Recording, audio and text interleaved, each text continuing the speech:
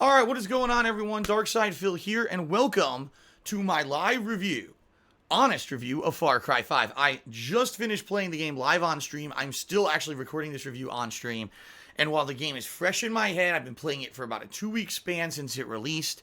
I want to give you my honest thoughts about it. A lot of people have been coming to my streams recently and asking me, Phil, do you think that Far Cry 5 is better or worse than 3? Is it better or worse than 4? Is it have positives? Does it have negatives? And so I try to summarize as quickly as I can while I'm playing the game. But today I finally had an opportunity to finally finish off the story campaign as well as try out Far Cry Arcade, which is the kind of tacked on multiplayer slash user created level maker. And I now have the ability to fully review the game, because I've seen everything, okay? So let's talk. First of all, Far Cry 5's campaign is 99% of what you're going to be doing in it. Even though there is a multiplayer and a level creator, I'll talk about that a little later in the review, but let's talk about the campaign, because this is primarily the reason everyone's going to be buying the game, and that's what you want to know about, okay? So, Far Cry 5 is kind of the culmination of all of the different Far Cry games over the years. What I mean by that is that what they've done is taken all of the gameplay mechanics of previous Far Cry games and kind of turned it into the epitome of what you could really do with that engine. The run and gunning style, the looter shooter aspect, the parkour climbing aspect, stealing vehicles, driving around the map. All those things are very, very prevalent in Far Cry 5. In fact, I was actually surprised there was so much of the vehicle stuff, because even though there were vehicles in Far Cry 3 and 4, the primary focus was more on open world exploration and climbing towers and like. Far Cry 2 actually had a lot more vehicle stuff, but this game had a hybrid of that, which was pretty unique and interesting. So, at the start of Far Cry 5, you are a silent protagonist. That's right, folks. You don't have a character. You don't have a voice in this game. You just pick a generic archetype. Either you're a male deputy or a female deputy. You're chosen along with a squad of a sheriff and a couple other deputies and a U.S. Marshal to go into the middle of heartland of America, Montana, and try to arrest Joseph Seed, who is the head of this cult, this religious cult that is taking a root hold. They're militarizing, they're having more and more increasing numbers, and they keep threatening the local governments. So you're going in there to basically arrest him and stop this kind of hostile building up of this cult in the middle of Montana. So that being said, you go in there, as expected, all hell breaks loose. You are kidnapped, and then you manage to escape this cult who's taking over. And the cult basically says, oh, well, because you tried to arrest our founder, this is now our way of getting, justifying that we want to now move out in Montana and try to take over, like, the whole state, okay?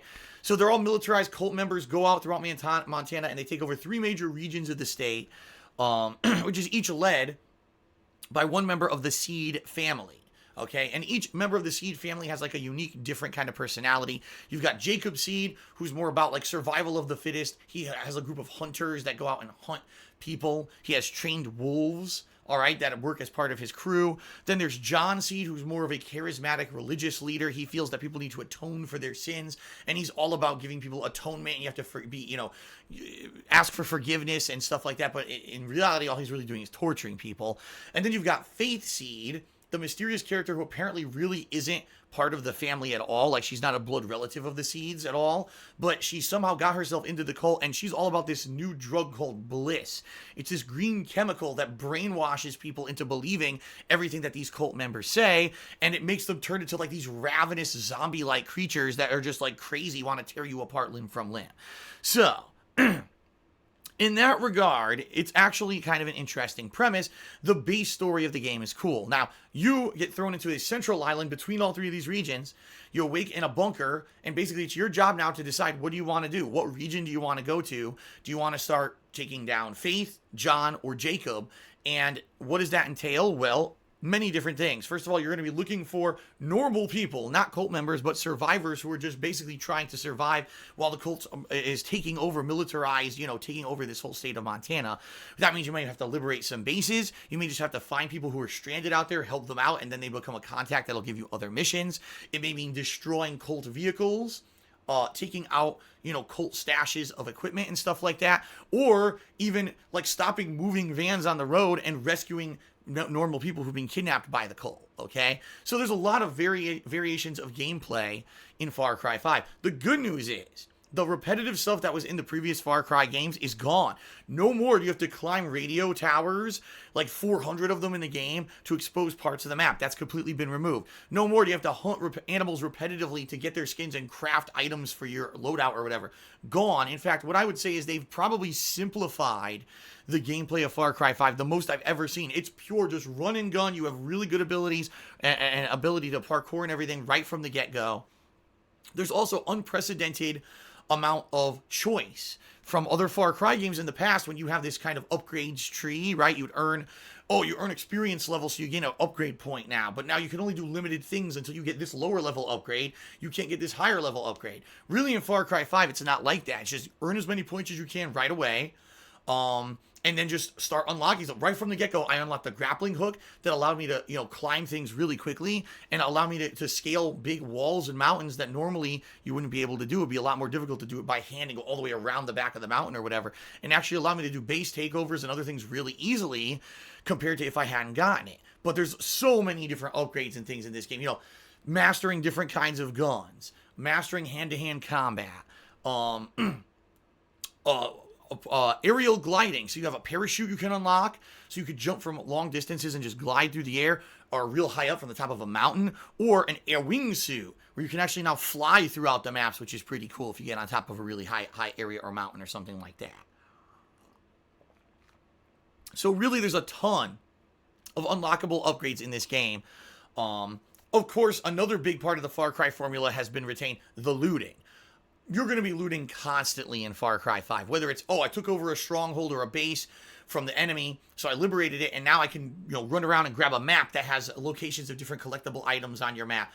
Or maybe, here's a safe, and you can either blow a safe open with an explosive and then loot the safe to get money or items that you can trade in called silver bars to buy better weapons at vendors. Or you could pick the lock if you've got that ability, if you've unlocked it with one of your perk points. But in addition to that, there's what's called prepper stashes. So what this means is there are people throughout this map of Montana who are preparing for like the end of the world. They call them doomsday preppers, all right? So they have underground bunkers, they have hidden walls, hidden stashes where there's really good items. In particular, what it usually is money, loadout items like inventory, not what I meant to say, ammo for your guns, or crafting materials to craft things like for your inventory that maybe will give you like a defense buff or something like that. Or perk magazines, which basically each perk magazine you find gives you a perk point, so you basically got a new upgrade for your character.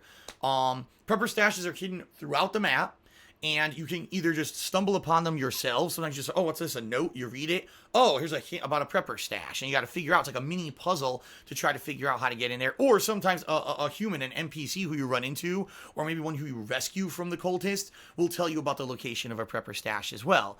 I really like the prepper stash concept because even though some of them are similar, a lot of them are very different. For example, there are prepper stashes hidden in caves, and you got to do platforming and stuff to get to them.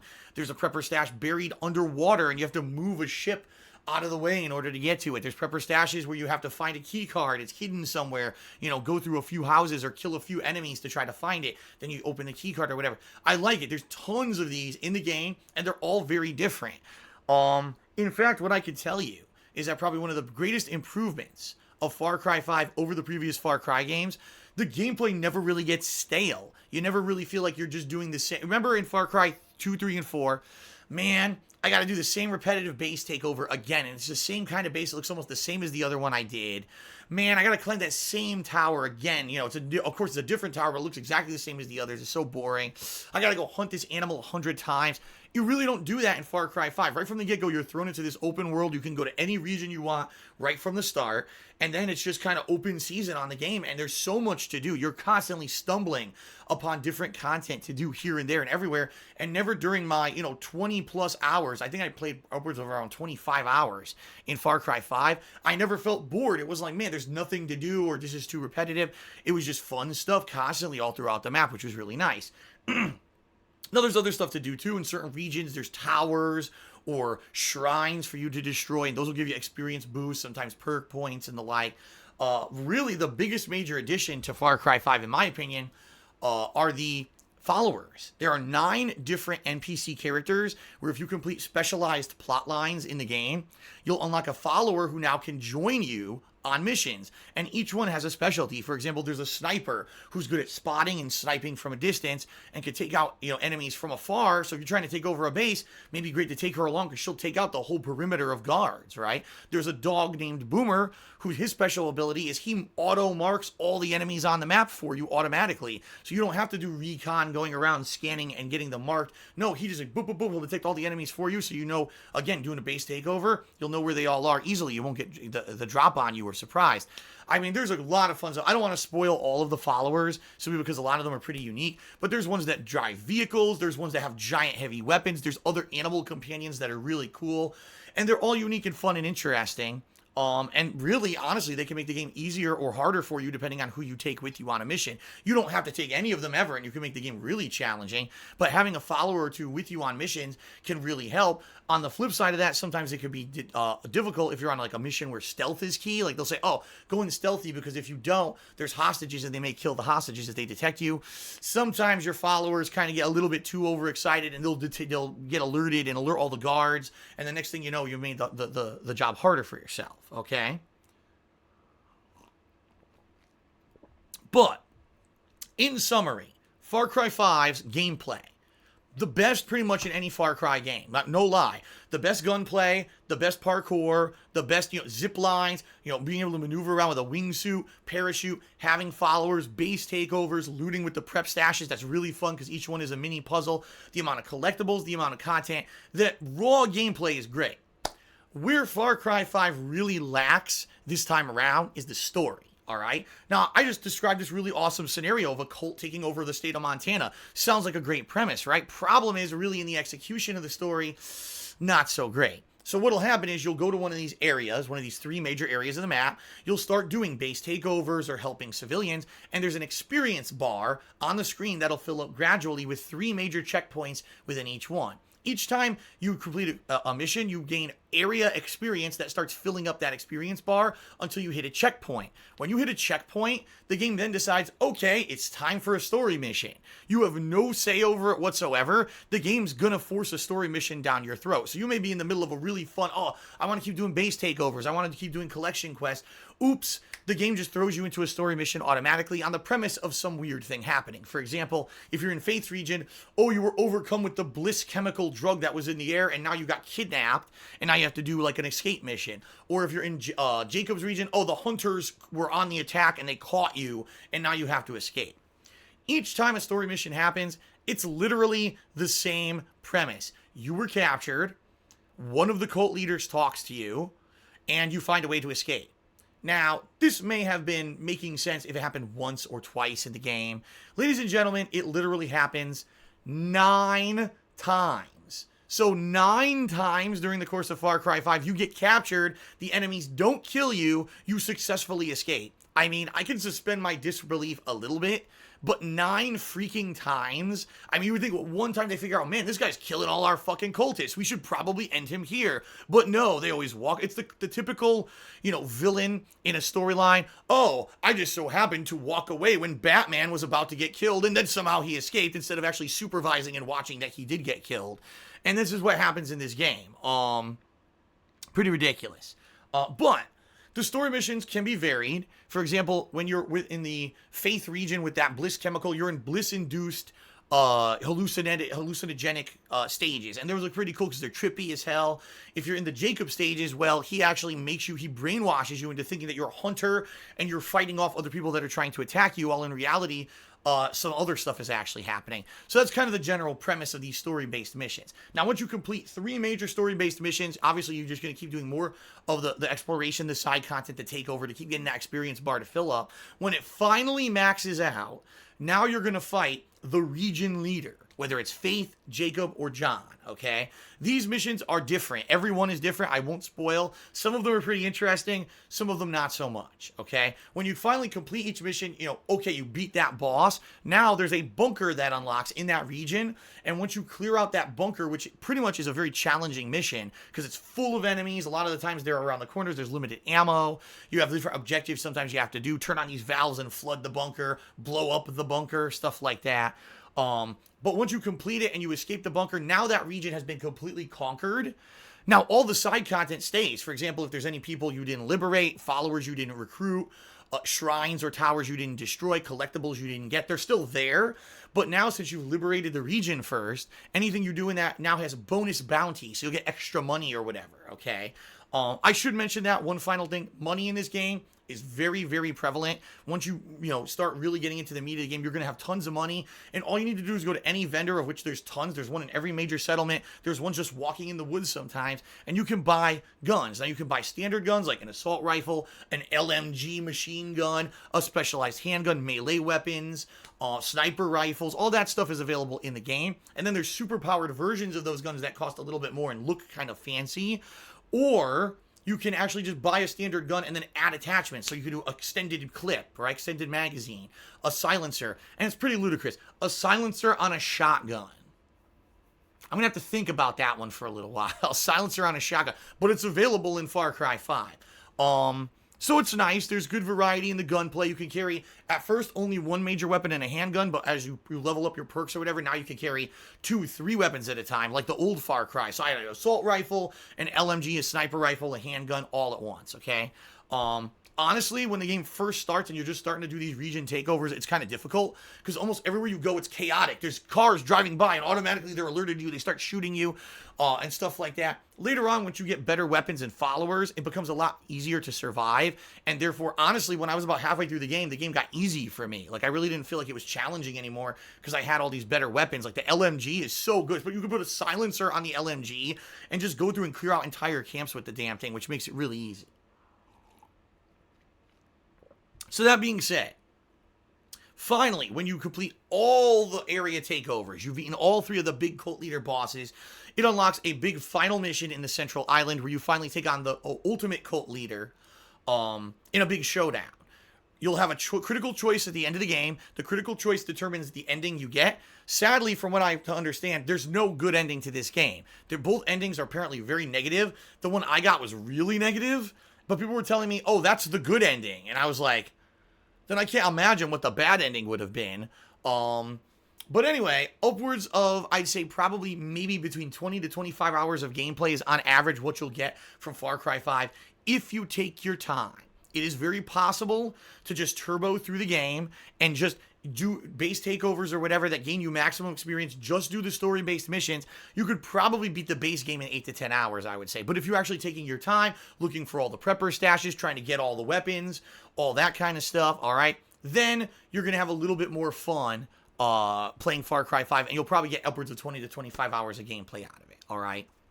So, for the campaign, the positives, gameplay, best in a Far Cry series ever. The best run and gun, most versatility, followers are a great new addition, fast travel to all the different regions of the game, maneuverability is the best, climbing is the best, pretty much the best core gameplay that you can get from a Far Cry style open world looter shooter game. But the story kind of lacks. Really, it feels like the story took a backseat. You start off with high adrenaline. Wow. You go to arrest this guy, all hell breaks loose, they take over Montana. Then next thing you know, you get so immersed in the gameplay, and now you're forced into doing story missions at critical points when maybe you don't even want to do them. It's kind of annoying, and honestly, it's jarring, and it breaks you out of the immersion of the open world gameplay of Far Cry 5 to be forced to have to do a half an hour long story mission every once in a while. Honestly, it's kind of annoying. And the characters are pretty shallow. I'm going to be real here. The 3 big major region leaders are pretty shallow. Doesn't really explain how does this bliss chemical make people be mind controlled and or hallucinate all this crazy stuff. Never explained, I think that the story of Far Cry 3 is still the overall best story of any Far Cry game ever. I'd say the story of Far Cry 5 is roughly on par with that of Far Cry 4, which is kind of weak. It's there just to be there. It's more about the gameplay, okay? Now let's very briefly talk about Far Cry Arcade, because this is a part of the game, even though I don't really think it's going to factor into anyone's purchase decision.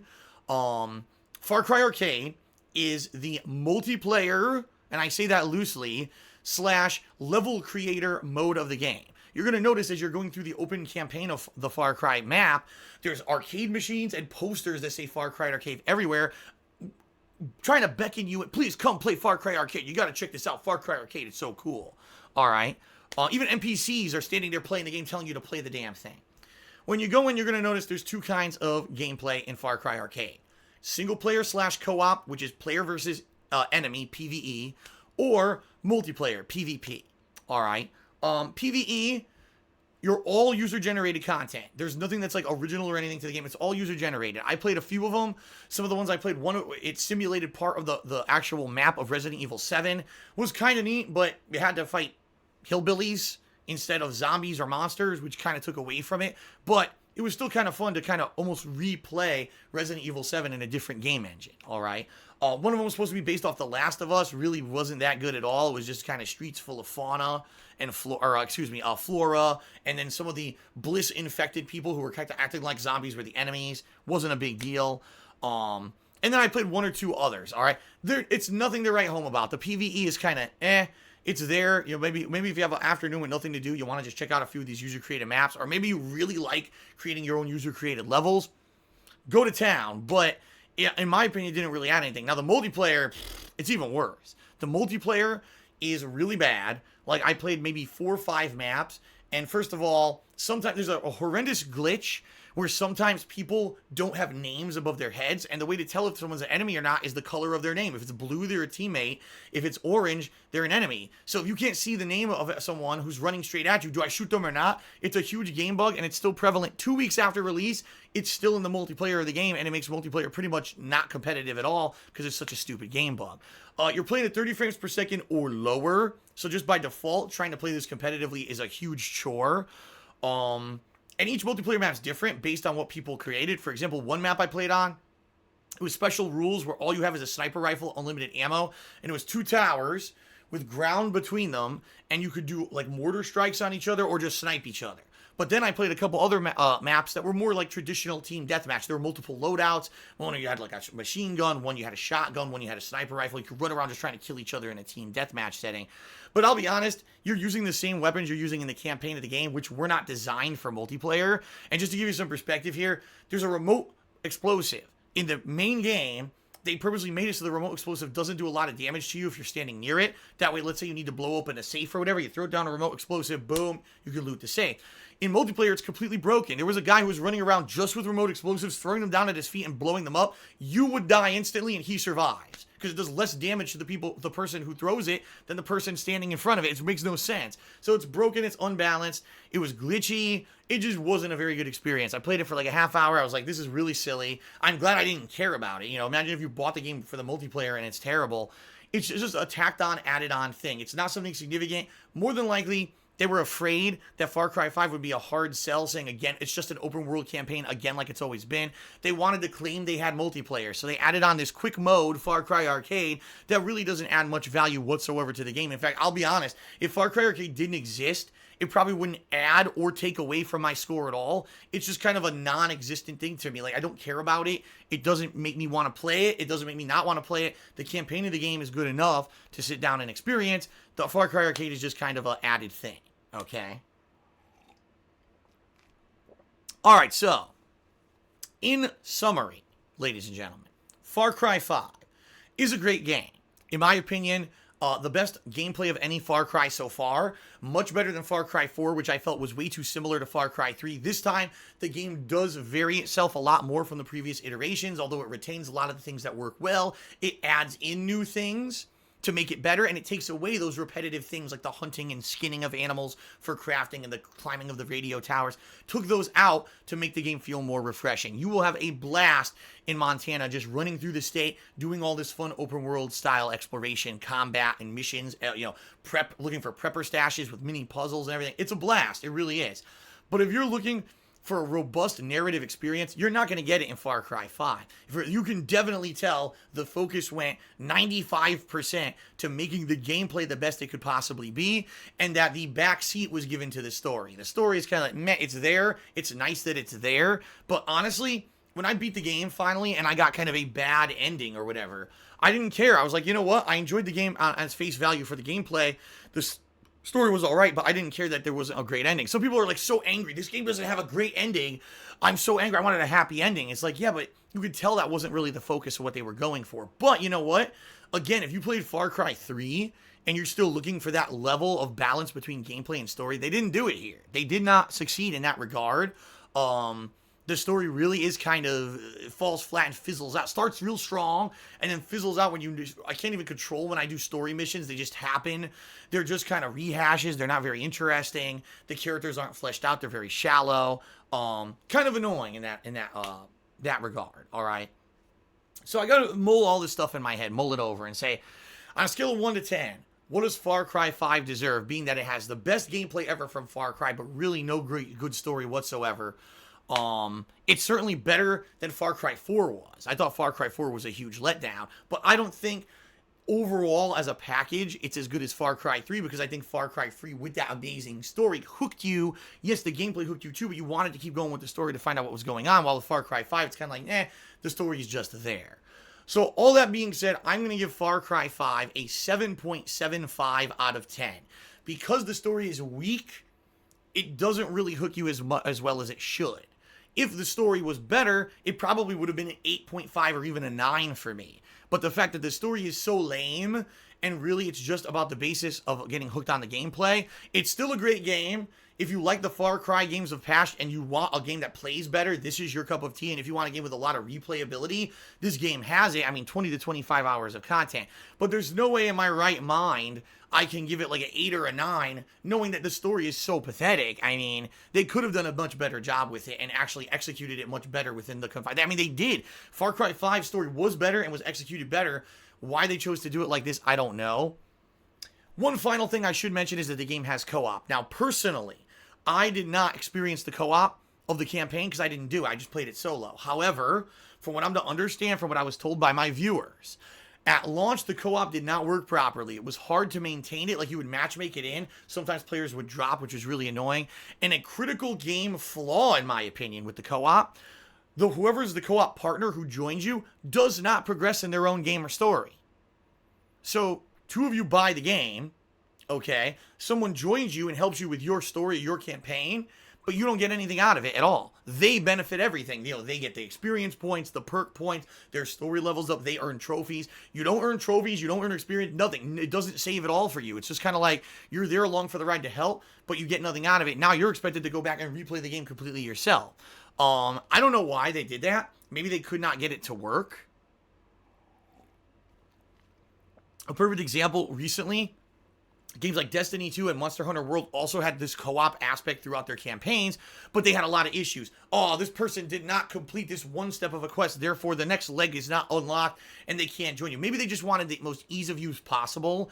Anyone can join anyone at any point. Therefore, forget the requirements, just have someone jump in, but you can't have someone getting an end game trophy, right? Imagine if someone joined you just for the final mission and they got a gold trophy before, or the, a platinum, trophy, or like a really high amount of achievement points if you're playing on Xbox, but they didn't play the rest of the campaign. So I can understand that, but it is disheartening to know that if I do all this work and I join my friend for 20 hours, I don't even get a trophy or an achievement. I get nothing out of it, and I got to play the game myself in order to get all that. Kind of silly, in that opinion. It is what it is, I guess. All right. So 7.75 for Far Cry 5. I liked the game a lot.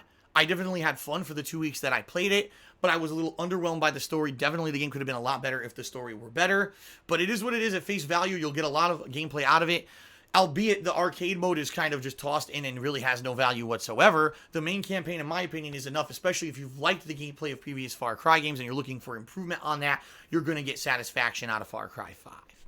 All right. That's my review of Far Cry 5. I hope you guys enjoyed it. Thank you very much, whether you watched this live on stream or you watched it on demand on YouTube. You can check out my entire playthrough of Far Cry 5 on demand on DSPGaming on YouTube at any time.